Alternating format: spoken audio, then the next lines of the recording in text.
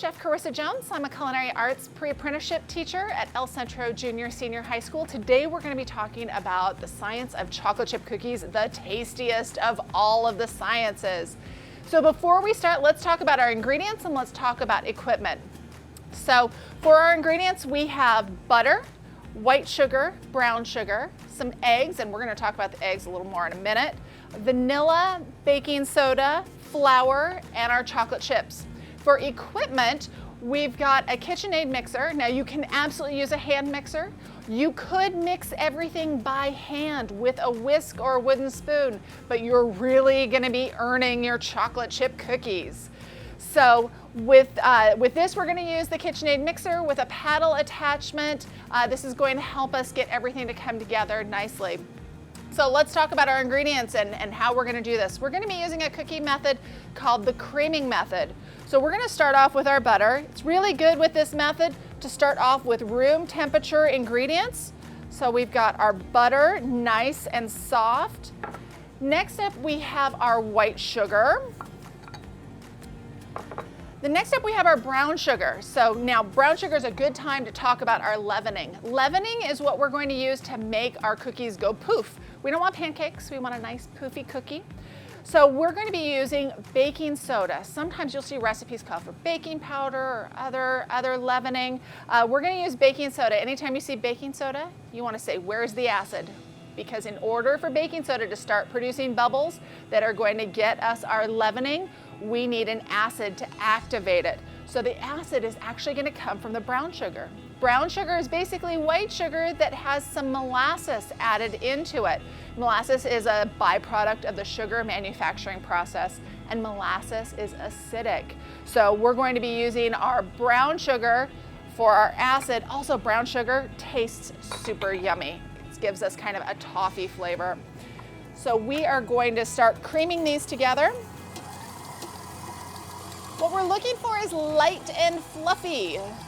So we're looking for all of our ingredients to get combined, our white sugar, our brown sugar, and our butter, and we're looking for light and fluffy. So we're looking good at this point. We're going to be adding in our eggs next. I always crack my eggs into a separate container. It's a lot easier to fish out a shell that might have gotten into everything when you're cracking eggs out of a small container instead of out of your cookie dough. And no one likes chomping into shell. So we're going to turn this on. We're going to slowly add in one egg at a time. What we're working on here is emulsification. Emulsification is when we're combining fat and water. So the butter is our fat, and eggs have a lot of water in them. If you guys look inside the bowl right now, you can actually see that it looks a little bit broken, kind of like we're forcing two things together that don't want to combine. This is where having those room temperature ingredients helps a lot. I'm scraping down the sides of my bowl so that I actually get more of that butter and that sugar mixture in there. And then I'm going to add my second egg. So there's our second egg. And definitely at this point you can kind of see where it looks a little bit broken, but it does come together. This is the science of the cookie and the creaming method. It always comes together. So we're going to stop it at this point because that looks nice and creamy. We're going to get ready to add our dry ingredients. So our dry ingredients are our baking soda and our flour. I want to make sure we get all of that baking soda in there. That's our leavening. Now, some recipes are going to talk about sifting. You do not have to sift. You can just stir. We want to make sure that all of our baking soda kind of gets in with our flour. We're going to add that in.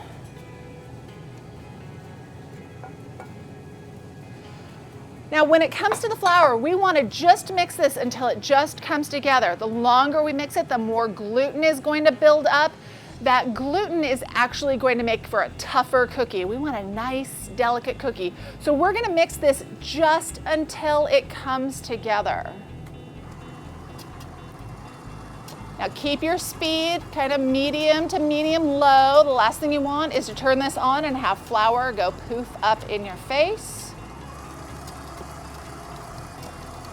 So we have two ingredients left. We have our vanilla, which we're going to add in here in just a second, and then we have our chocolate chips. Okay, our cookie dough looks good. Let's add in our vanilla. Stir that in. Okay. So you notice this is a pretty quick process. We want to make sure that we scrape off any of our cookie dough. The last thing we want to do is throw away cookies, because all cookies are good cookies. Okay. So next up, we're going to hand stir in our chocolate chips. We want to make sure that those chocolate chips don't get broken up. Think about mint chip ice cream where it has those little flecks of chocolate chips in there. We don't want little flecks, we want distinct little chips. Okay, so I didn't have to work that hard. I got everything all mixed in together. Let's take a look at some of our cookies that I've already started scooping. Now you'll notice on the batch that I made, I used mini chocolate chips. I like using the minis because this is the Chips Ahoy factor. You kind of get more chocolate per bite. This batch I used full-on big chocolate chips. Let's talk about what I'm doing here. So I've got an ice cream scoop. In baking, we actually call this a portion scoop. The nice thing about using a portion scoop is now all of your cookies are going to be exactly the same size. What this means is when they bake, they're all going to bake at the same rate. So I do have some cookies that I pulled out of the oven here a minute ago. See how they're all evenly spaced. They are nice and crispy around the edge, smooth through the middle, nice and chewy. Exactly what we're looking for in chocolate chips. Now, how many of you guys have walked through the mall and smelled all of the cookies, like Mrs. Fields cookies? What you're smelling there, you're also gonna smell at home. That is called the Maillard reaction. You want to smell for that because that lets you know that your cookies are done. It is our favorite chemical reaction where all of the carbohydrates are caramelizing along the way. In the recipe that I just made, we added in the mini chocolate chips, and the one that I scooped, we did full-size chocolate chips. Over here, I've got oatmeal and cranberries, butterscotch chips, some M&Ms, some more mini chips, and some sprinkles, because sprinkles are always fun, and white chocolate and dried apricot. So you'll notice that depending on what the ingredient was that was added in, the finished cookie actually looks a little bit different. So this is a perfect experiment for little kids, kind of elementary school, even up to junior high, where depending on what we add in, it's going to affect the shape of our cookie. For older students who are in junior high and high school, a perfect food science experiment is to follow the scientific method, and there's information on this, all sorts of parent and teacher and student material at SCOE.net/cooking. And we go over the scientific method. So anytime you do scientific method, you need a control group. So follow the recipe for your control group.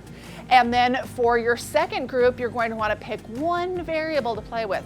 So if your first group used butter, then your test group, you might want to use vegetable shortening. And then kind of compare how the two cookies changed. Did one cookie spread more? Did one cookie spread less? So this has been our little talk on the science of chocolate chip cookies. Have fun, be curious, and if you want additional resources, including the recipe, information on the scientific method, some fun math exercises, and some fun analysis on what happened to your cookies if something goes wrong, you can find all of that material available on SCOE.net/cooking. Thank you.